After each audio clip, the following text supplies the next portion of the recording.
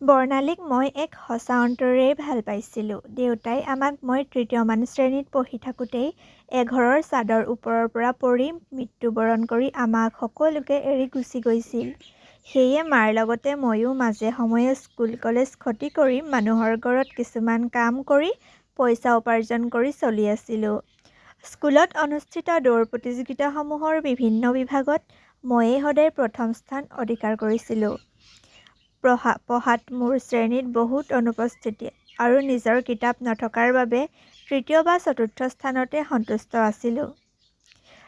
প্ৰভাত বৰা ছাৰে এদিন শিক্ষাগুৰুসকলৰ বহা কোঠাৰ পৰা চক পেঞ্চিল আনিবলৈ যাওঁতে সুবিধা পোৱা হ'লে মই প্ৰতিটো শ্ৰেণীতে প্ৰথম স্থান অধিকাৰ হ'ব পাৰিলোঁহেঁতেন বুলি হেডছাৰক কৈ থকা শুনিছিলোঁ। মই দশমমান শ্ৰেণীত পঢ়ি থাকোঁতেই হঠাৎ মোতকৈ বয়সত এবছৰ সৰু বৰ্ণালী ভূঞাৰ প্ৰেমত পৰিছিলোঁ। তাইও স্কুলৰ খেল-ধেমালিবোৰত অংশগ্ৰহণ কৰি পুৰস্কাৰ বুটলিছিল। এবাৰ ফাংচনত এটা বৰগীত আৰু এটা লোকগীত গাই মই সকলোৰে উচ্চ প্ৰশংসা লাভ কৰিছিলোঁ। পাছদিনাই বৰ্ণালীয়ে এখন চিঠিৰ যোগে মোক তাইৰ মনৰ মৰম ব্যক্ত কৰিছিল। তাইৰ সেই মৰমসনা কথাবোৰ পঢ়ি ময়ো বৰ্ণালীৰ মোৰ প্ৰতি জগা প্ৰেমৰ সঁহাৰি জনাইছিলোঁ। তাইক লৈ মই নানান সপোন দেখিবলৈও আৰম্ভ কৰিছিলোঁ। সঁচা কথা ক'বলৈ গ'লে মোৰ দুখৰ দিনবোৰ বৰ্ণালীৰ মৰমে কিছু ৰঙীন কৰি তুলিছিল। ঘৰৰ গৰু-ছাগলী, হাঁহ-পাৰ, কুকুৰা আদি বিক্ৰী কৰিয়েই মই এদিন চহৰৰ কলেজো পাইছিলোঁগৈ। কেইবছৰমানলৈ মোৰ আৰু বৰ্ণালীৰ প্ৰেম ঠিকে ঠাকেই চলি আছিল। চহৰৰ ছোৱালী কেইগৰাকীয়ে মানেও মোৰ প্ৰতিভা আৰু ব্যক্তিত্ব আকৰ্ষিত মোলৈ প্ৰেমৰ প্ৰস্তাৱ আগবঢ়াইছিল। সেই সকলোবোৰ প্ৰস্তাৱকে মই পোনছাতে প্ৰত্যাখ্যান কৰিছিলোঁ। ক'বলৈ পাহৰিছোঁ, মোৰ দৰে পাছৰ বছৰতে বৰ্ণালীয়েও গৈ মই পঢ়া জে.বি. কলেজতেই এডমিশ্যন লৈছিলগৈ। মোৰ প্ৰতি ক্লাছৰ ছোৱালীবোৰৰ আকৰ্ষণ হয়তো তাই লক্ষ্য কৰিছিল। সেয়ে এখন চিঠিত মোক সেই কথা তাই অলপ উনুকিয়াই দিছিল।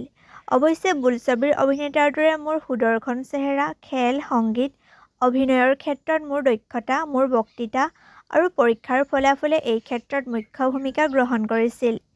খালি এটাই মোৰ ড্ৰবেক আছিল যে মোৰ মায়ে ঘৰে ঘৰে গৈ মানুহৰ তাত ৰোৱা তোলা, বন চিকুণোৱা, ধান কটা, ধান জৰা, বাচন ধোৱা আদি যিকোনো কাম কৰি আমাৰ ঘৰখন চলাইছিল।